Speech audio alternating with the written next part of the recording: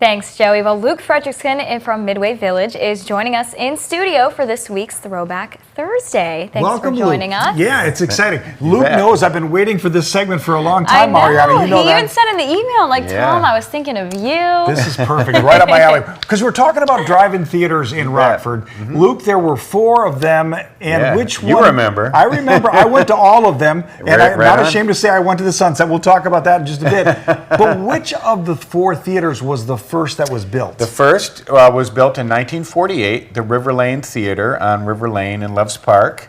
And it opened there, had close to space for 700 cars, a beautiful neon front entrance sign. Kind of an Art Deco thing, it's beautiful. You bet. There it is right there. 1948, you bet. And then in 1950, the Robin Drive-In out on West State opened.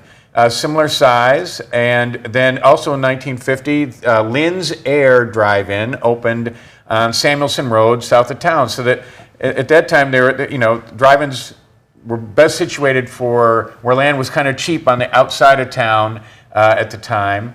They usually took up to 20 acres of land there. So Lynn's Air in 1971 became the Sunset Drive-In. But the fourth one is the Belford out on East State that opened in 1965, and that one also stayed open the longest here in Rockford. Most of the others closed in the mid-'80s. The Belford stayed open until the mid-'90s, and that's now where Showplace 16 is. It had multiple screens, too. I believe it had at least three screens. It did have, it opened as a combination indoor and outdoor, and that made sense because drive-ins typically didn't operate in the winter weather, so this was an opportunity to make some year-round business. So you said the last one closed in the 90s. Those are some awesome photos, by the way. Yeah, those are fun to find. Now, I know some research when COVID came around. Are there any drive-in theaters still around in Rockford today? Not really in Rockford, but not a far drive away. The one that I've been to most recently is south of Monroe, Wisconsin, north of Freeport, just over the state line. Yeah, not too far from here. Yeah, not too bad. There's also another drive-in between Dixon and Sterling. There's one in McHenry, and there's one in Jefferson, Wisconsin, kind of north of Milton. 45 minutes away or so, you can catch a drive-in. And the nice thing is they've improved the technology now. You can get the sound through your FM stereo in your car.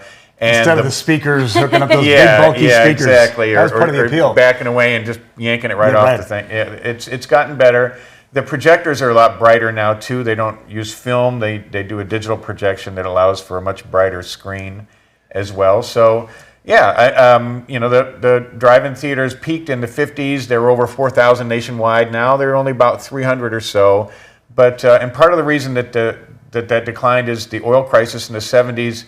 Cars got a lot smaller. Yeah, and they couldn't repurpose sneak a the couple land. people in the trunk. Yeah, right, and, exactly. The cars got smaller, wasn't quite as comfortable to be there, and land got more valuable. These drive-ins that were on the edge of town were now valuable for developers, and so... And the Sunset was unique because they would show, how do I say it, adult-themed movies. Yes, they did for a few years in the 80s, and that was sort of a court case that got pushed all the way up to the Supreme Court, and the Winnebago County prevailed with a law that said that if you could see these movies from residences or from the roads, that they should be family-friendly. Yeah, well, they weren't that at the Sunset. But Luke, thank you so much. Fascinating topic, Rockford Drive-In Theaters. So you got it. Looking forward to seeing you again next week. You bet. Nice to be here. Thanks. All right, join us for more top stories coming up next.